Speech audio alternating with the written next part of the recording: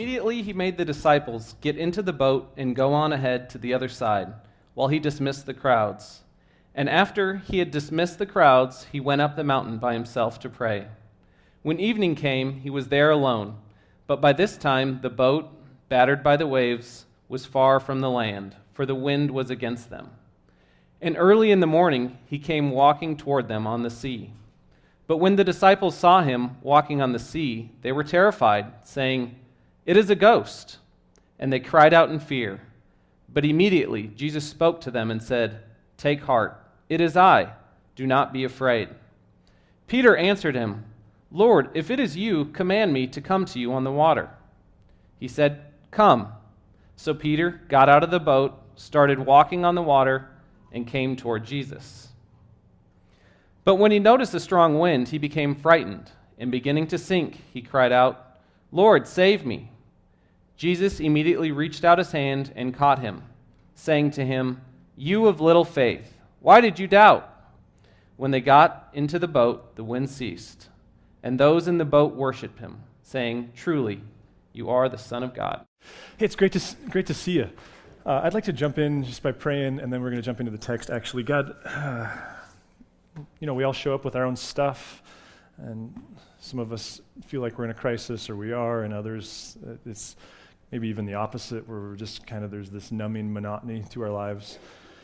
God, some of us show up really, really convinced that you're real and present to us, and others not so sure anymore. Lord, my prayer that it would be that our being here would be some sort of offering to you, and that you'd be faithful to us in return, and that we would steward what it is you have for us this morning. We love you, God. Amen. How you doing? It's kind of a sleepy Sunday. It's really, really great to be with you again, though. So I don't know if you were here a couple weeks ago, but 2 weeks ago, we launched into Matthew 14, and so I'm going to do a little bit of review this morning, but you may remember that 2 weeks ago I started by asking this question, have you ever noticed that you're really only as good as your heroes? And of course, there's exceptions to every rule, but it was just a way of trying to draw attention to the fact that for most of us in this room, or rather for all of us in this room, and for most of our strengths, we learn them relationally. And I suppose that's a whole part of the social justice conversations, is that for some of us that works, sometimes that works for us, and some of us not so much. We are the recipients of grace through things like family of origin, and what teacher we had in third grade, and who our friends are, and lots of other things.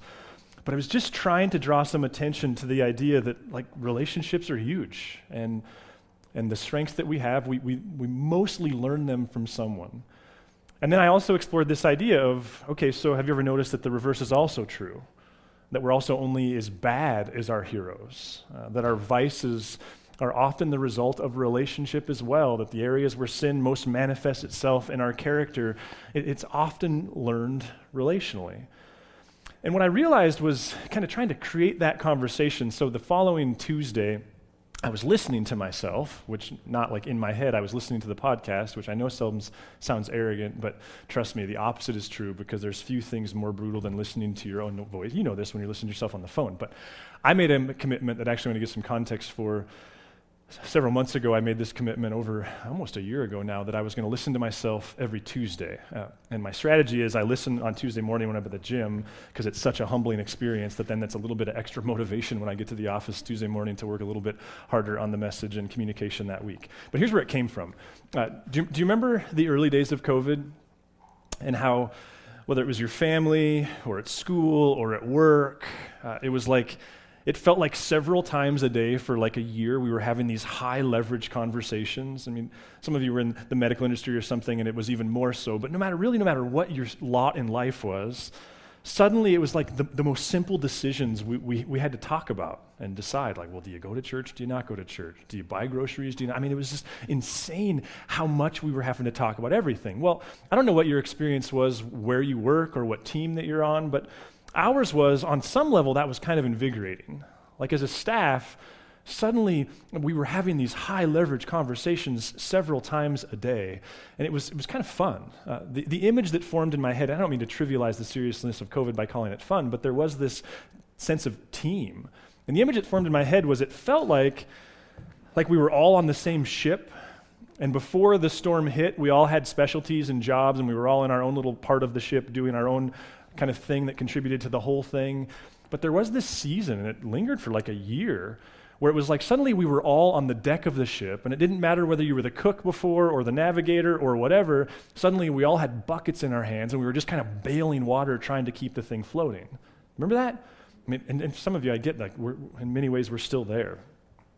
What occurred to me about a year ago, and we started to talk about this as a staff, was like that was invigorating and important and fun and all these different things, but it felt like it was time for specialists to become specialists again. And so as a staff, what we started to talk about is like, okay, what's the one thing the organization needs you to do to be successful at, and how do we get back at that? Now, that's a long cultural thing. My leadership ideas are formed in large part by a guy named Jim Collins, who is a professor at Stanford, or was very famous for a book called Good to Great, and then one of my all-time favorite books, a book called Great by Choice. And Jim Collins influenced me really early on in Narrate's existence to this idea where he says, what's the one or the two things that the organization needs you to win at? And his suggestion has been for years that successful teams, successful organizations, successful families, they have a keen sense of what are the one or two things that we're all relying upon you to win at. So as a staff, we returned to that conversation, which led me to thinking about mine and Justin his and so on and so forth. Well, in the process of doing that, what I had to acknowledge was, well, I've drifted too. And if mine are teaching and vision, which is the way I think about that, I couldn't put on paper, here's what I'm actually doing. In fact, in that season, we learned about this tool that Justin has familiarity in coaching with called the My GPS tool, and if you're interested, he'd love to go for a walk and kind of help you work through that. It's quite a remarkable tool. We started doing that as a staff, and it's a way to put on paper what are the one or the two or the three things that I really want to focus in on.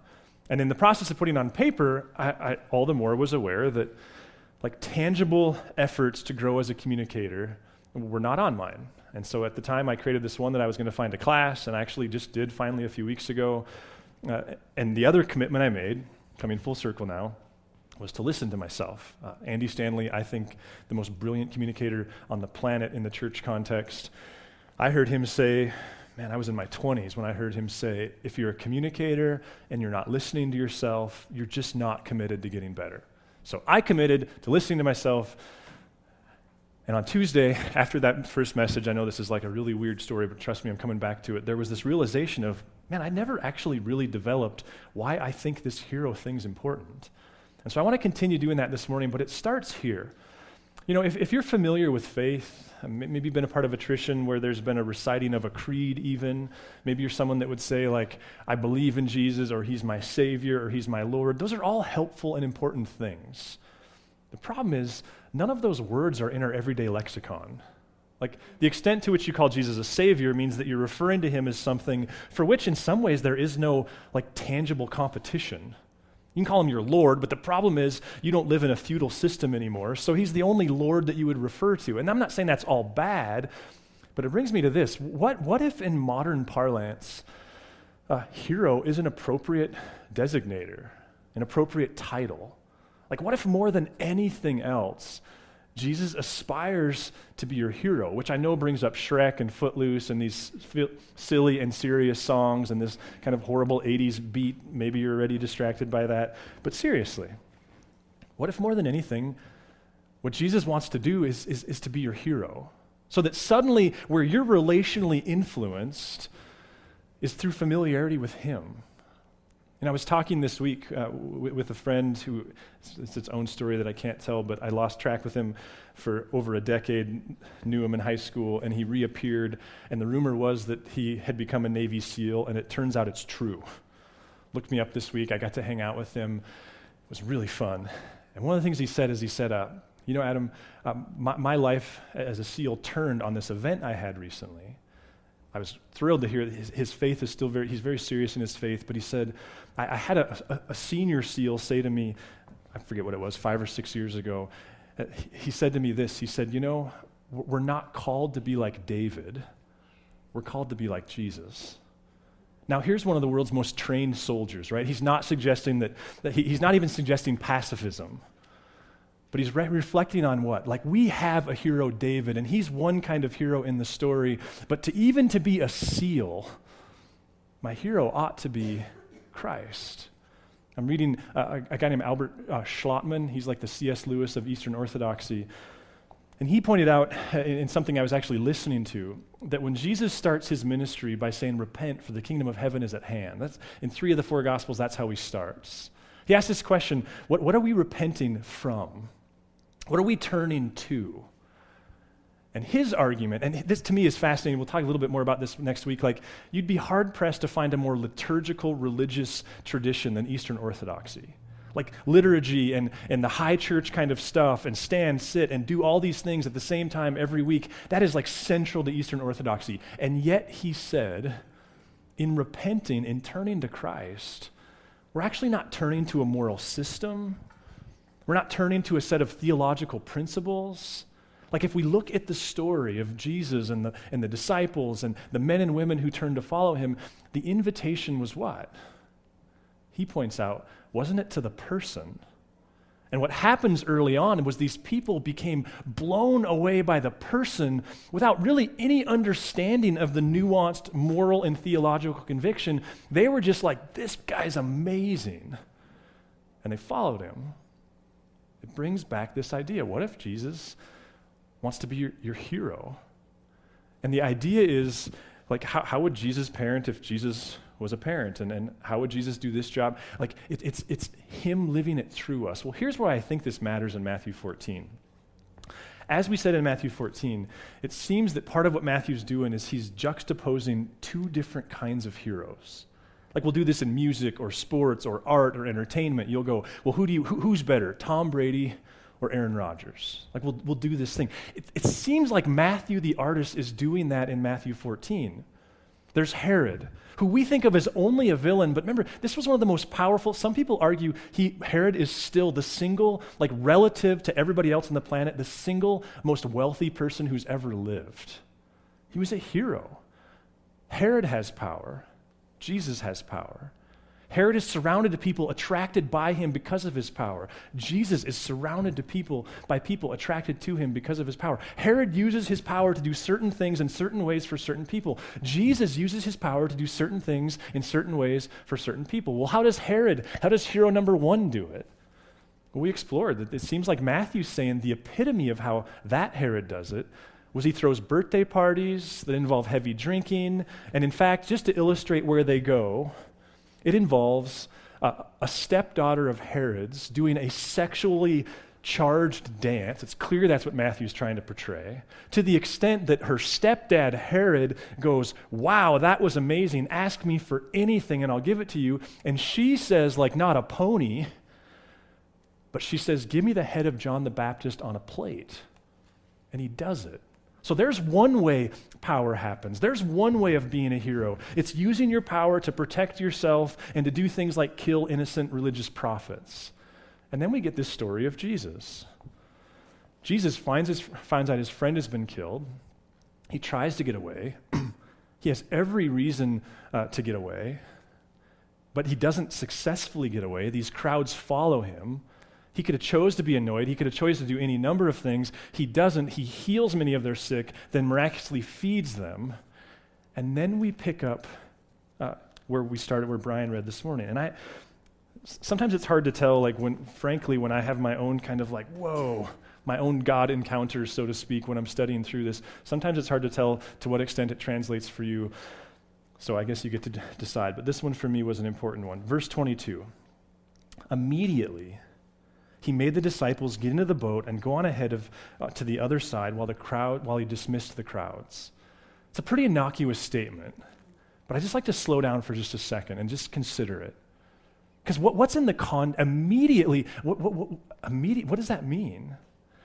Well, question: is Jesus interested in like basking in his glory, his growing celebrity status? Like, I mean, he just fed thousands of people out of thin air, so to speak. He just like kind of paralleled what guys like Moses and Elijah and Elisha have done. Not only that, he's God. Is he entitled to just go like, hey, I'm just going to sit here and you guys just tell me how great all my accomplishments are? Is that where Jesus sources his energy? Is that what drives him to get out of bed in the morning? I think we can all appreciate, whether you're a classroom teacher or a stay-at-home mom or an important CEO or some kind of athlete, like we're all susceptible to the power of the crowds. Like an aware person is aware that we all love crowds to tell us how great we are. Is Jesus in this for the crowds? Does he get his energy from the crowds? When we go to understand, like, what gave him the capacity to do Passion Week, to die that death? Was it the fanfare and the cheering and the accolades? Was it moments like this? You see the contrast that is building here? And again, I'm too close to it to even tell whether or not I'm communicating it well, but do you see the contrast? Here's Herod. Here's how he does power. And then here's Jesus, who seems to willingly, not just willingly, he seems to prefer to return to the obscurity of what? Well, look at verse 23. And after he had dismissed the crowds, he went up the mountain by himself to pray. There's something there, isn't there? I mean, it's like you could fill in the blank. Herod leads by, and what follows? Well, he throws parties, he impresses people, he kills people who get in his way. Jesus leads by, and how would you fill in that blank? It's a remarkable thought to me that what we're getting a glimpse of here is a Jesus who sources his power, who finds his motivation, who gets his vision from where? And yet, listen, we're all busy.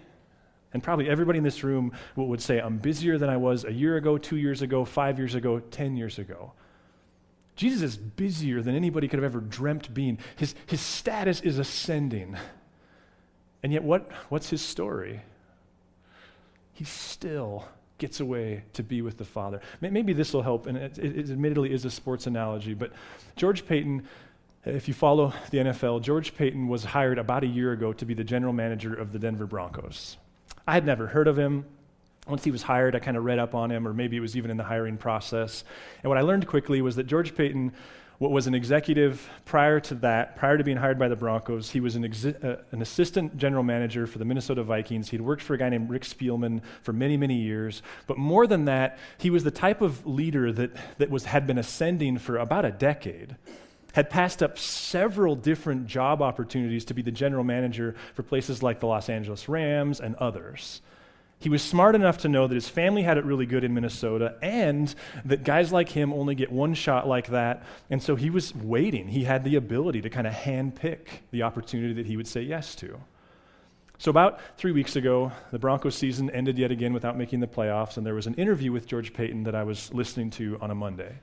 And the question was asked, it was a logical question. This woman asked him, George, how was your first year of being general manager different than what you'd thought it would be like? A pretty good question, right?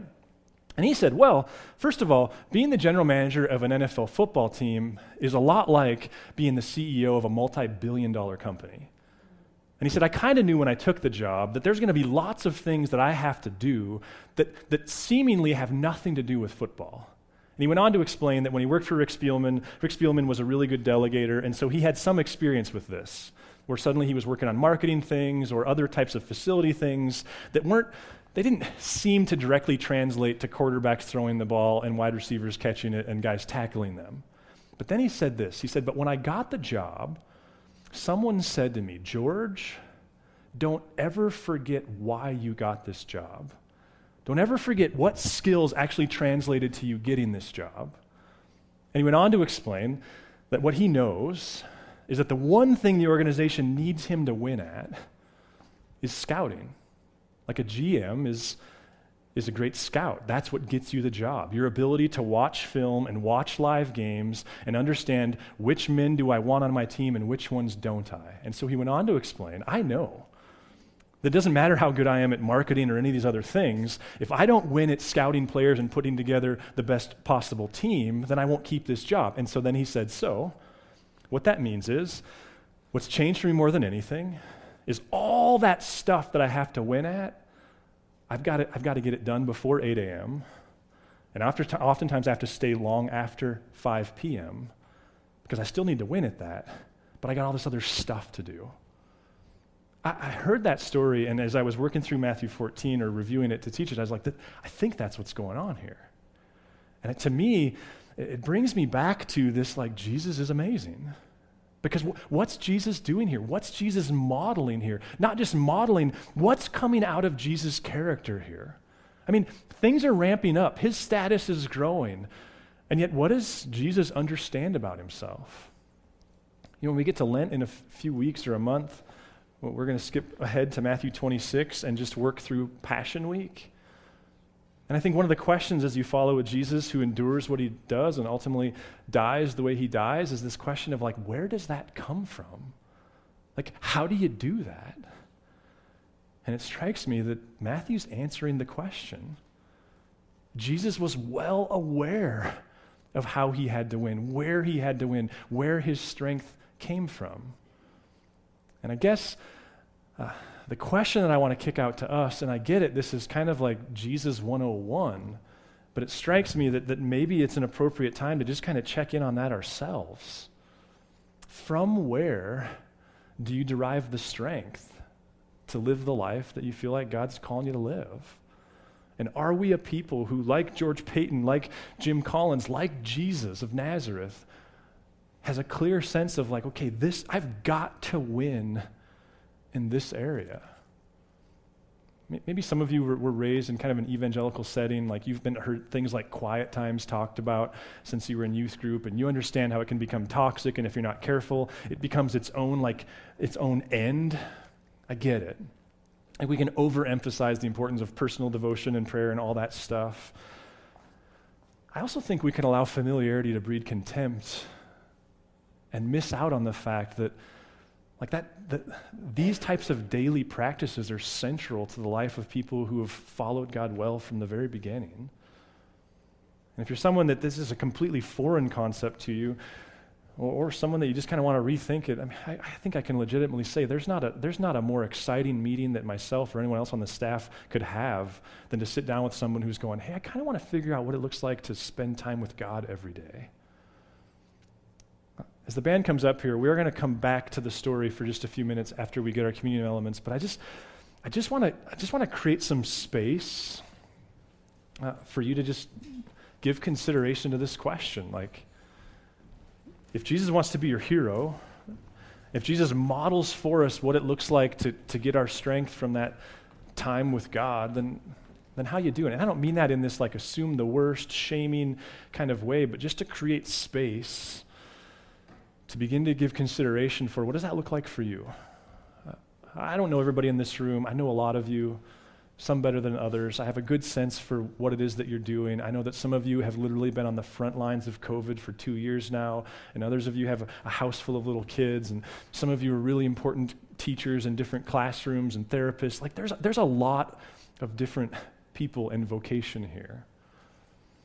I think the question that I'd love to ask you, though, is, like, does more than anything else, like, do they need your skill?